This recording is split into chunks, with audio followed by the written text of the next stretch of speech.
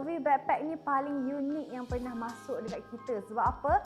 Pakai dia ada banyak cara. Satu, korang boleh pakai dia as a backpack. Maybe korang boleh letak macam ni, kat belakang macam tu. Oh, kalau korang tak nak, korang boleh cabut satu ni.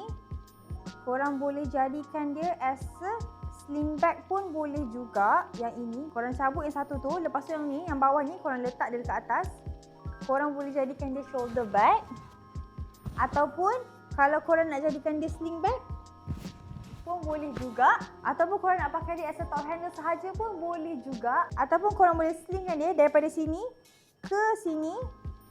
So korang boleh jadikan dia macam bum bag macam tu. Nampak tak? Memang comel. Korang cross body kan dia.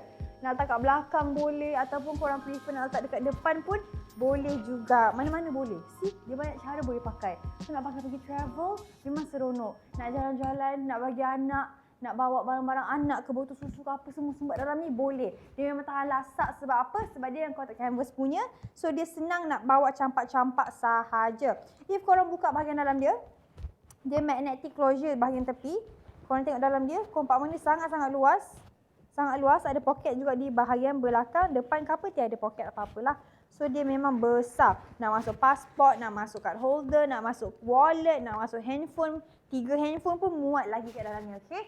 Kita ada satu unit sahaja untuk bag ni. Harga dia cuma 5,990 sahaja, paling berbaloi sekali. If korang nak lagi berbaloi, korang boleh claim korang punya promo code. Macam mana? Korang boleh pergi DM kita, korang pergi tengok profil kita sekarang, korang dapat promo code apa dan boleh terus claim dan boleh terus purchase. So, korang tunggu apa? Boleh message kita sekarang.